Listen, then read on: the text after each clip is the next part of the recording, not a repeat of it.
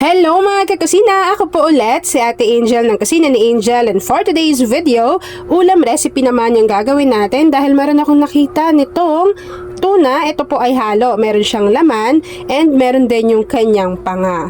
At yan po lahat ay 480 pesos. Bumili kasi ako sa restaurant, ang mahal. Nasa 300 plus, dalawang piraso lang na ganito, hiwa ng tuna. So, lalagyan ko lang yan ng salt and pepper and then ready na po muna natin to for frying.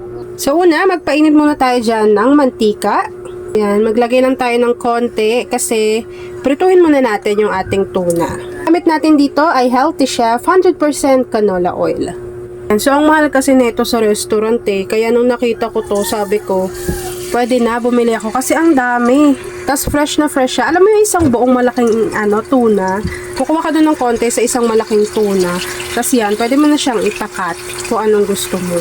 Yan. Kayo po ba, kapag nagluluto po ba kayo ng tuna, kailangan tiprituhin niyo ba muna siya or hindi na?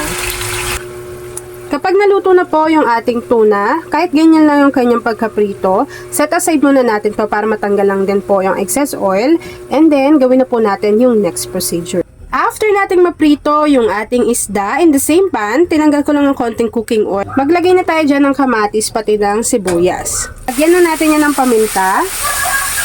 Maglagay tayo ng asin. Continuous lang yung pagigisa natin. After nyan, maglalagay tayo ng kamyas. And then, maglalagay po tayo dyan ng konting tubig. Para lang lumambot yung kamyas. Kasi dudurugin po natin yan dyan.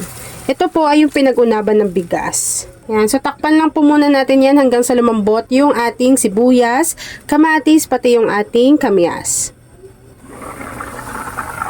Pag ganyan na po yung kulay ng ating kamyas at nakita ninyo na malambot na yan, pwede nyo po yung pisatin or pwede po natin itong durugin para lumabas po yung kanyang asim. Kayo rin po ba gumagamit kayo ng kamyas pang paasim? Comment mo na yan sa ating comment box section. So maglalagay lang po tayo dito ng gabi.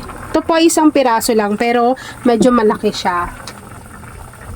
Yan na yung una kong nilagay kasi ayan ay matigas. Tapos takpan lang po natin yan hanggang sa medyo lumambot yung ating gabi. Pag medyo kumulo na yan at medyo lumambot na rin yung ating gabi, pwede na po tayo dyang maglagay naman ng labanos. And then dadagdagan lang po natin yan ng sabaw. Yan, nasa inyo na kung gaano karaming sabaw. So kasi marami kaming kakain dito. So kailangan ko ng maraming sabaw. After nun, pakuluan lang din po ulit natin to.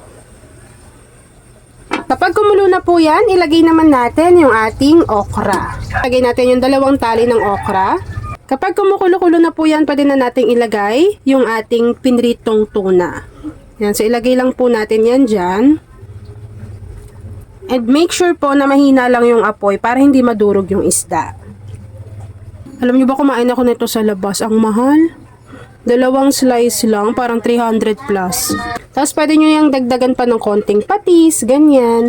Pero madali lang kasing i-adjust yung lasa niyan, lalo na kapag gagamit kayo ng sausawan na patis, kalamansi, tsaka sili. Ito yung ating siling haba. Itong talbos ng kamote naman pag nailagay, mag-aano naman yan iimpis agad. Sarap! At ayan na nga mga kakusina, kapag nailagay nyo na po yung talbos ng kamote, tutuin nyo lang po yun, tapos ganyan na po yung kanyang kalalabasan. Tapos, pwede nyo na po yung i-enjoy. Tikman nyo na lang kung gusto niyo na medyo may alat factor pa, pwede nyo siyang dagdagan pa ulit ng patis o kaya daanin nyo na lang yun sa sausawan. Yan, so ako po okay na yung ganon. Ayun, tapos pwede na po namin tong i-enjoy. Yan, kaya naman kung medyo namamahalan ka kumain sa labas, ako talaga namamahalan. So ito, pwede na kayong magluto na lang sa inyong kusina. Tapos ayan, marami pang makakakain. Yun lang mga kakasina. Thanks for watching and enjoy this video. Kain!